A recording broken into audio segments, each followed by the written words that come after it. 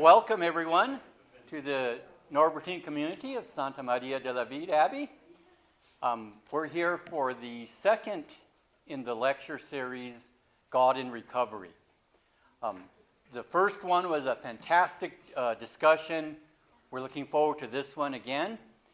Remember that we do record and post on our YouTube channel all of these, the entire lecture series.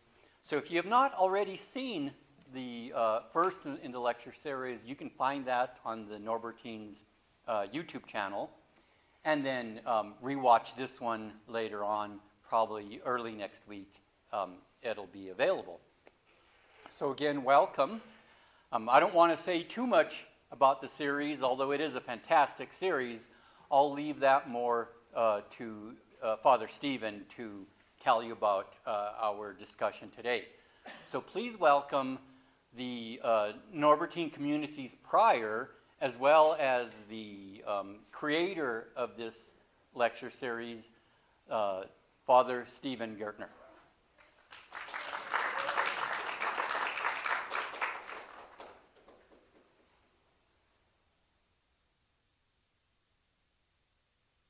Well, welcome to Santa Maria de la Vid Abbey, Norbertine community. I'm glad you're all here. I think this is the biggest crowd we've had for a lecture since 2019, because that obviously, in light of recent events, we paused the lecture series for a couple of years.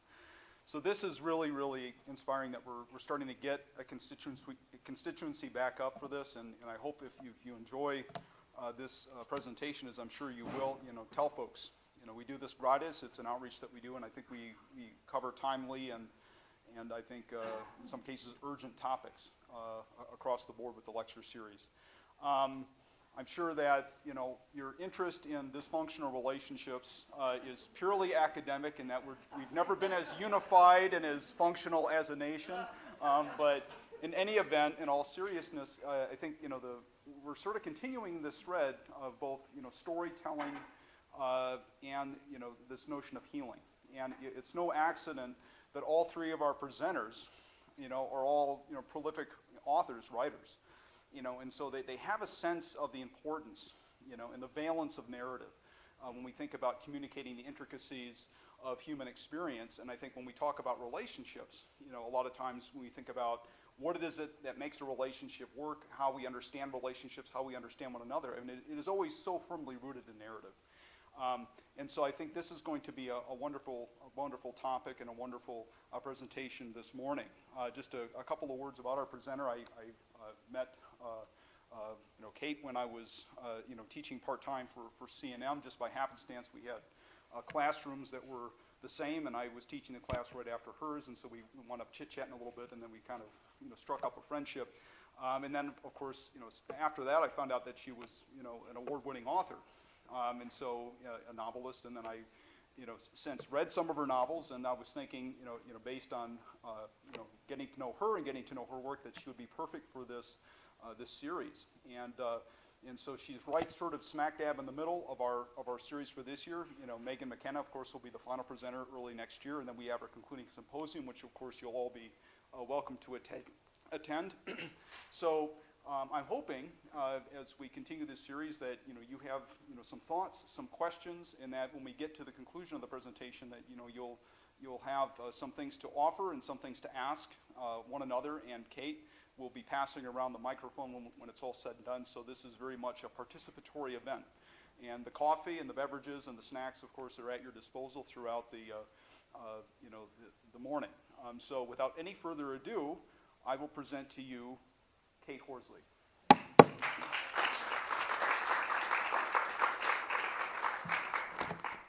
Okay, let's get down to it here. Some of you here may know that I'm an expert on dysfunctional relationships. Hey. Well, what I've learned from my mistakes is a big part of what I'll be talking about. I'll touch on so-called romantic involvements, but we'll focus more deeply on two very painful relationships. Two of them are up there. Through all of those, I've taken refuge in literature. philosophy, and a spiritual path that includes Zen Buddhism and prayer. Well, Zen Buddhists are often considered atheist. I am not one. And at one place where I practice a Catholic priest, Father Kennedy led meditation retreats. Just wanted to put that in there. And Thomas Merton, of course, was a famous Catholic monk who became very involved with Zen Buddhism. Anyway, I wanted to get that out since I'm here. I can relate to Socrates' take on God. That's a lot of Socrates in this talk. And here's a quote from an article about him. Socrates believes God to be perfectly good and perfectly wise. His God is rationally moral. His God also has a purpose. This purpose is to better men's souls, to make them become perfectly good as the God is. Socrates examines his own life as well as the lives of others, showing them that their wisdom is insufficient and that they ought to humbly seek to be virtuous. Thus, for Socrates, piety is to be like God. It seems to me that right there is a way to avoid dysfunctional relationships. Just be like God. To be perfectly good and perfectly wise. Well, probably not a realistic goal. But stories, I think, can teach us. The ones I've heard, read, and written have given powerful insights about the causes and healing of dysfunctional relationships. I'll give away the main idea this talk will come down to. That the most important dysfunctional relationship to heal is the one with oneself. First,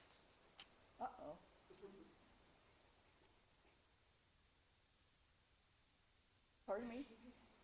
You need to log in. I need to. I think it was through my computer. No, we switched it. How many times do you think I have to log in? I'm having a dysfunctional relationship with technology. With technology, big time. Okay. Okay. I'll give away the main idea. I already told you that. I've already given it away. First, okay, what is a dysfunctional relationship? My definition is that it's one that causes chronic suffering, that gets in the way of an individual thriving, often becoming an obsession. Yeah, you guys know about that with me. The main topic of conversation with friends and family, therapists, and sometimes lawyers. What I believe causes a relationship, including a romantic one, to be dysfunctional is desperately wanting what you needed but didn't get from your family of origin as a child. Or wanting a relationship that supports your fantasy of yourself and the perfect love. And the perfect love. Okay, that's this picture. This is that fantasy that some of us, had. So I'm going to put this one down like this now. That's a fantasy. It's nice. A lot of fairy tales about that fantasy. But if we're stuck on that, it's hard to find a relationship that lives up to it. There are many, many stories about bad and torturous so-called romantic relationships. I think Shakespeare covered most of them. From tragedies like Hamlet, Ophelia and Hamlet, really dysfunctional, and Romeo and Juliet, to comedies like The Taming of the Shrew. Don't get me started, totally uncool. And what about the fun couple played by Richard Burton and Elizabeth Taylor in Edward Albee's play, Who's Afraid of Virginia Woolf? Gosh, you think that was dysfunctional? Yeah. Okay, but maybe we can learn from these stories too. I'm not going to drink as much as Richard Burton or whatever. We may want to learn. Whole nations or political factions or rival religions can have tragically dysfunctional relationships based on certainties that they know the truth. In the words of Socrates, again, certainty leads to ruin. Imagine if groups of people or couples discussed not certainties, you're this, I'm that, you should be that, but possibilities. So possibilities instead of certainties. Nations talking to each other, people talking to each other. Very hard unless they follow Socrates' other piece of advice, know thyself. Really know thyself. Really be honest about what you're doing with your actions and speech, what agenda you have to get your own way when your own way causes yourself and others to suffer. Like a lot of literature, the stories I write are pretty much about dysfunctional relationships. The title of my book, called Between the Legs, is a double entendre about a couple stopped in several places in Europe, including Buchenwald, and about their divisive sexuality. At the end of the book, I talk about a choice that individuals and whole nations have to either use their skills to hurt and destroy or to uplift. And I'll read a short passage from this. This is the book. So, on the last leg of the trip, this couple, they have a room in the Hilton Hotel inside the modern and gleaming airport, the Frankfurt Airport in Germany, if you've ever been there. D looks out the large window 8 floors above the bustling floor, where people walk to gates, stand in line for coffee, check the electronic panels of information about flights. There are large jets taking off over their heads, but the room is silent. The people, the jets, even train tracks, 5 train tracks underneath, trains coming in, all of it is mute. D can see the yellow lights behind the curtains of rooms across the wide walkway. German engineering. It's amazing. It's exquisite. The bathtub with its gilt fixtures has a mysteriously efficient means of controlling the temperature and flow of the water, which comes from the sides. So the simple luxury, I'm skipping over to the main point here. The simple luxury and perfect engineering of the room in the Hilton has no clever closet with a marksman in it pointing his gun at someone's head.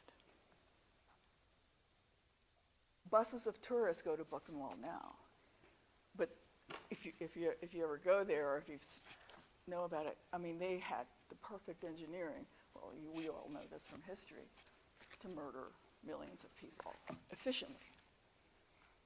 So, in this couple in this book, it feels like they have a choice too. We all do, to have a relationship that's based on helping, alleviating suffering, or a relationship that's trying to get your way, or that harm. So we have a choice how to use what we know how to do.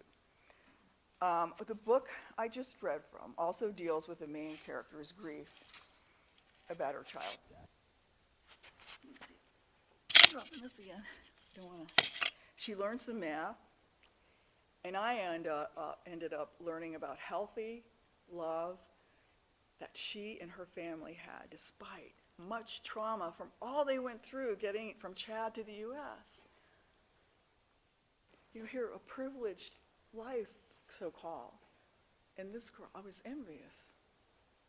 It was just so great. Unfortunately, they moved to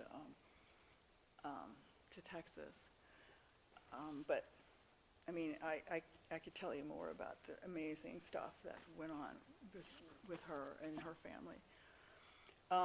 So Zenaba, friends and students have given me the kind of connections that heal. These are connections where, they're not about getting validation, they're not about fantasy, they're about just really connecting. But here's one other thing. Solitude without screens is also an important refuge for me. When I'm nurtured without looking for someone else's approval. I dance by myself in the dark. Singing along with Joe Cocker, oh yeah. Sometimes I'm the backup singers. But, or belting out, let your mind go, let yourself be free, with Aretha Franklin.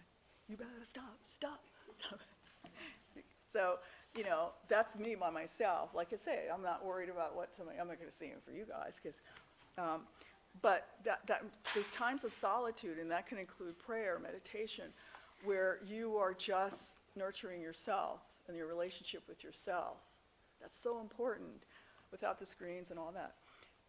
Michael Mead on his podcast, Living Myth, I don't know whether anybody here is, because there are some good things about the internet, focuses on the importance of stories and poetry to heal us.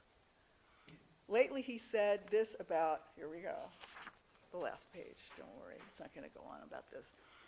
He said this about the political heartache many of us are feeling now. A heartache that seems to reflect a dysfunctional divide in our country. And this is what he says. When the world turns dark and feels punishing, we need friends of the soul. And one place to find friends of the soul is amongst the poets.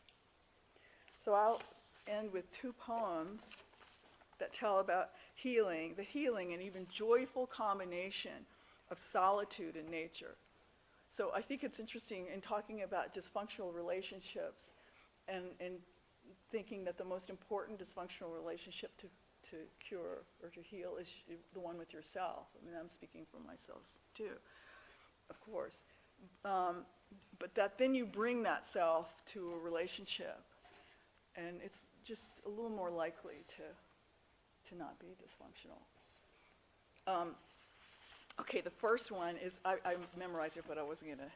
I memorized it back in COVID, when COVID hit, and I wanted to continue my practice, my Zen practice, of course. And so it's the 17th century Zen abbess woman, and it's a poem that she wrote. And here it goes. In the gates and halls of the elders, the work of the lineage flourishes. Knowing my own lazy ignorance, I've hidden away in order to be still. Esoteric methods, blows and shouts, I'm giving them all a rest. The myriad dharmas merge in emptiness. Stop asking about Zen. A worn patchwork robe hangs lopsided from my shoulders. When hunger comes, I will eat. When tired, I will sleep. Sitting on my cushion, I will completely forget the world and just let the days and months drift by my window. Resting high in cloudy peaks, a refuge for this illusory body. White clouds and green bamboo, one leaning against the other. Before my eyes, this magical scene undergoes its transformations. Fastening shut my brushwood gate, my happiness spills over.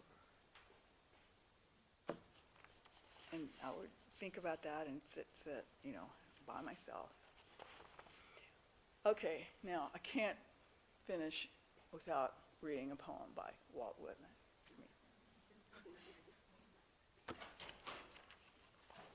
And the poem's title is My Imperturb. Now, anybody know what that word means? Imperturb? I didn't. My imperturb. So think about the word I'm perturbed.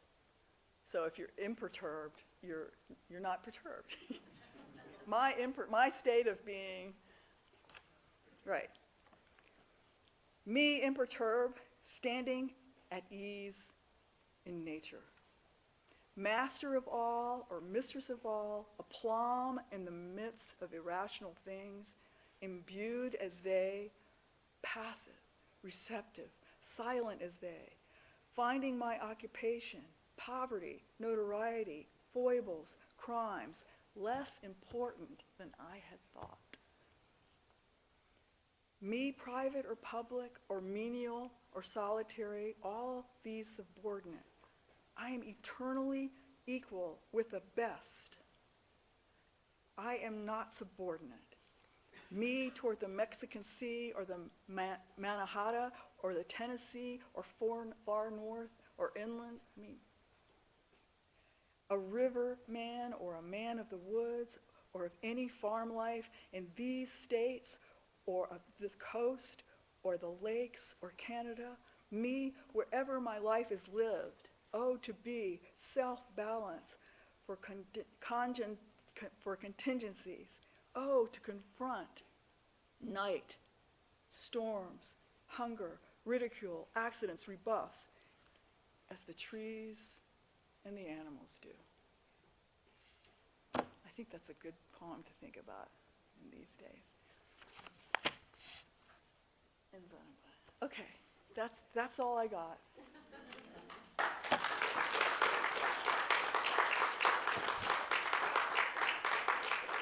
Well, thank you very much. And I was thinking to myself as you were going through this. I'm sorry. What? This is really important. Oh, wow.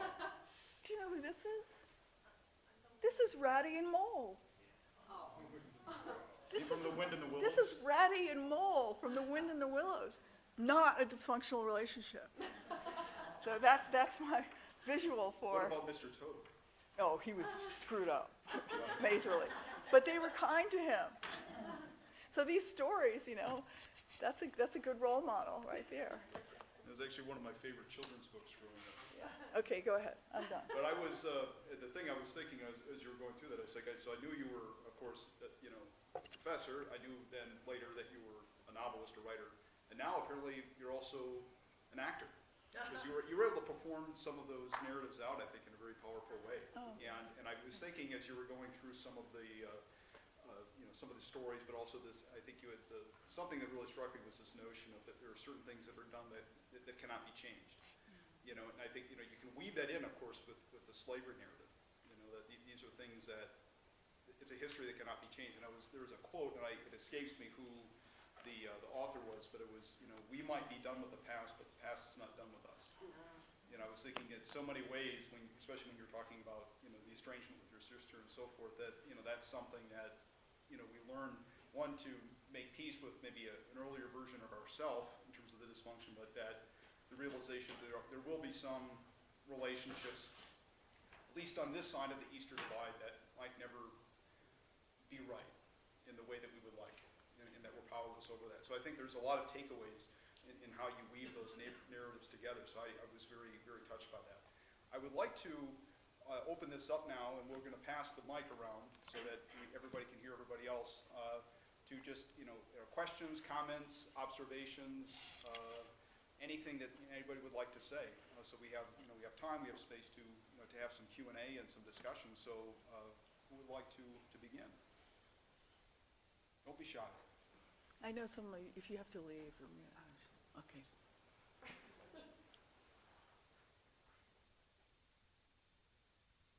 Diane. I don't really need a mic. Yeah, she doesn't need it. I got it. Yes, I know Diane. She can go. When you had Zenaba left for Texas, how was that goodbye? How is that work? Goodbye to her. How did you deal with separating from her? Do you know the story you're asking me so I don't know the story of her going to Texas. Oh, okay. Oh, wow. Okay. So I was going to meet her as usual. And, sometimes it was difficult because it was a huge family, and, like 12 people living in 2-bedroom apartments and stuff like that. But a lot of times I would go in there and like I'm gonna remind me of your question if I forget about it. But when they would be watching on this big screen TV, some music videos, and a lot of them were African music, and the women would just be like, doing this stuff. I mean, I can't do some of the things they were doing because it's not obscene at all, but very sensual. And so I would get with them, and we would just start dancing. And also one time, they had this, and I will not remember the name, but they had a woman, just like, it wasn't Taylor Swift, but somebody like that up, and they knew all the words to that and everything. They were just joyful. That's the point.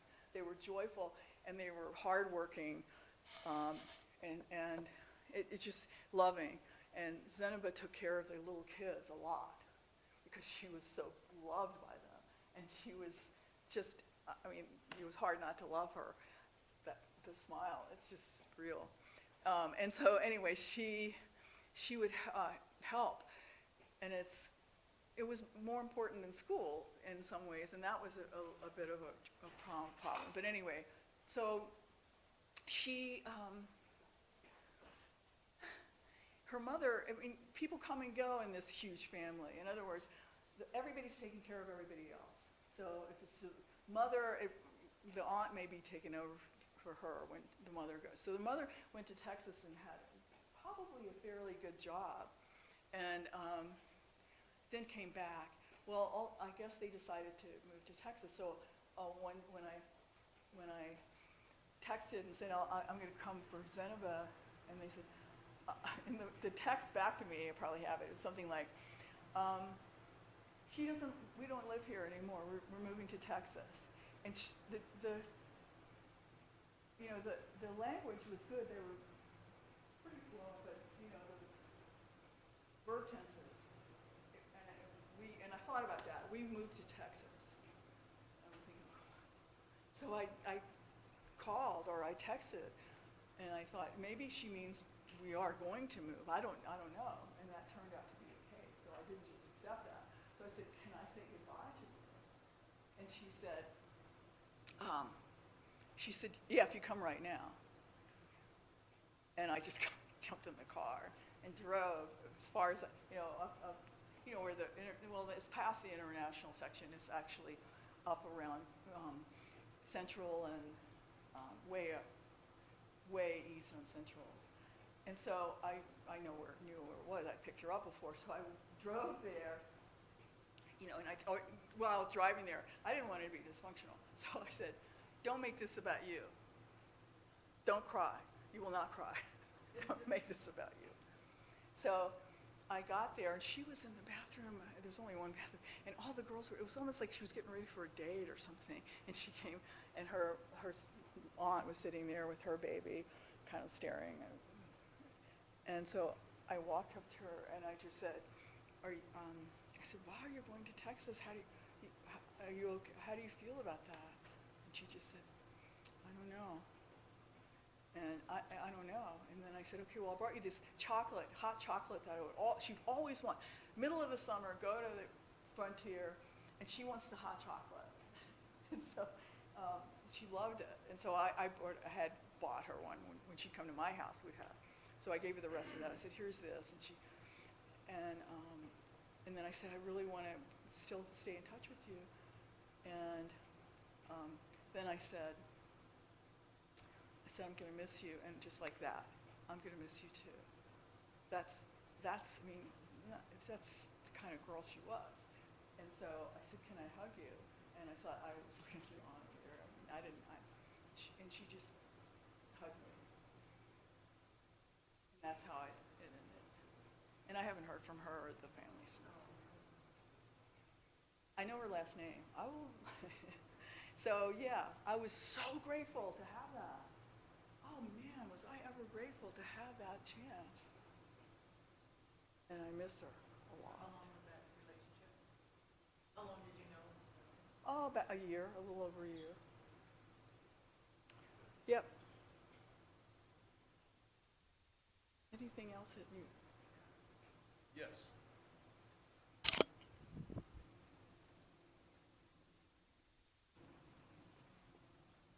I think this microphone is cast, so you just have to use that one right there.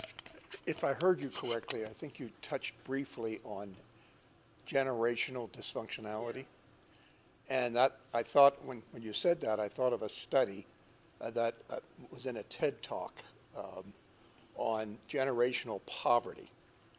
And what they found out is that children who grew up in poverty were continually in a fight or flight situation. So they're generating a lot of adrenaline plus other brain chemicals while their brain is being formed. Right. And over time, they found out that there was actually a change in the DNA of generational people experiencing generational poverty. So my question is, do you think the same thing happens with dysfunctionality? Can there be a change? because of dysfunctionality in our youth and what it does to our brain activity, could that be contributing to continual dysfunctionality within families? Somebody else could probably answer that better than I can, but I would guess for sure. I mean, the way I'm looking at it, I think that makes absolute sense.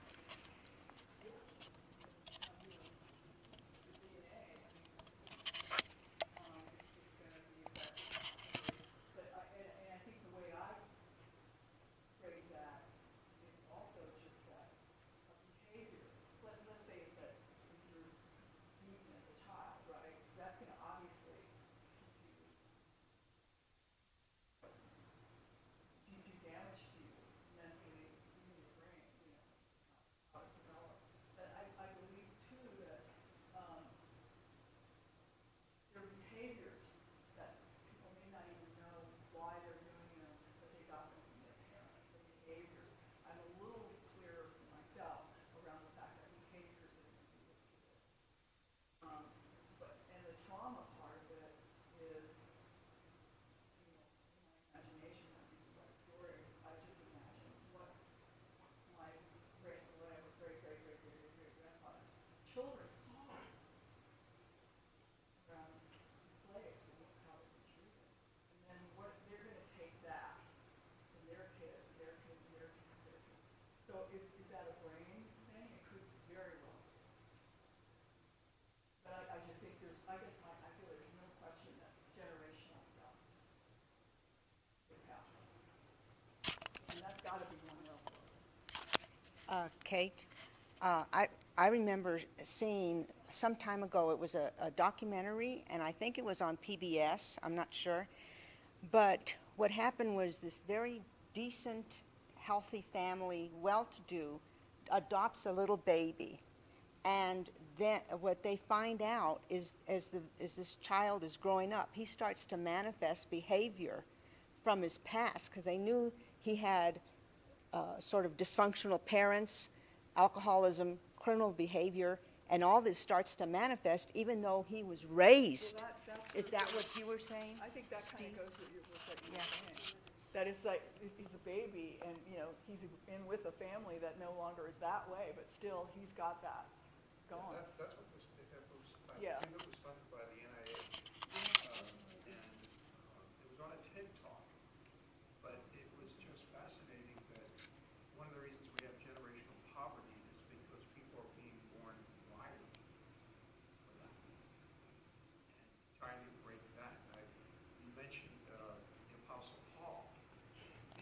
And is it going to take intervention of God to finally break the chain? Right. Or maybe it's just self-awareness that this is why Right. we're thinking this way. And my feeling about God and God intervening or any of that is really that what Joseph Campbell always talk about, like every religion is a finger pointing to the moon. The same thing. The finger pointing to the same thing. I say the same thing is pointing to whatever's going to save you from dysfunction and suffering. Every religion is trying to somehow, deal with that. But people start worshiping the finger instead of the moon. So, anyway. I don't know what these things are. I don't know. I'm just fumbling around technology. It's for the Zoom, I think. So you can say pass on answering this question. And just pass. But I'm curious. I mean, I know that you've done a lot of work around healing around your family's dysfunction. So what's your relationship with your sister like now? And you have a brother too? Do you have a? Yeah, it's funny because one of my brothers died. He was 15 years older than I. So he died, and I remember, my mother once said to us, or to me, she was a pretty cool person, but said, I don't know why all my children are so alike. And I said, gee, Mom, maybe it's because we have the same parents. And she just looked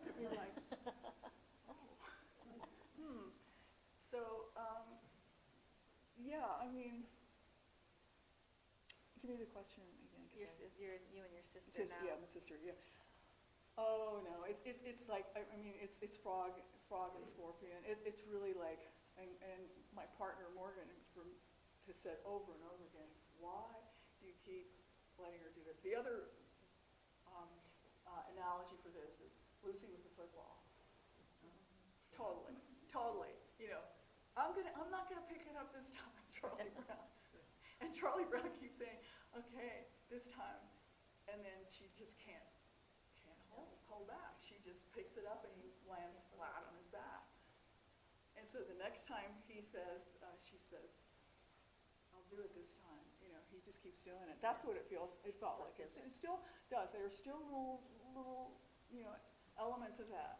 Maybe if I sent her a text. I mean, no, an email, and it's been months. It's been 6 months or so. And I just thought, certainly she can bond with me on this. And I'm sorry to those of you who are happy about the election, and I really don't want to berate anyone for anything in that way. But she said, I thought, well, she'll be on my side. So I can say to her, oh, I guess we feel the same way about the election. And I sent it, and of course I heard nothing back. Again, why did you try? And part of me said, the healthy part of me kind of says, good for you, keep trying. But then it's like, maybe not. Maybe spend better time with someone else. And when do you say it? I know so many people. I mean, my partner, they just don't have anything to do as a family. And it also has to, see, this is what Zenaba was about too. I think so many cultures like hers, that doesn't really happen. There's this individual, the individual is so important. Competition between, instead of the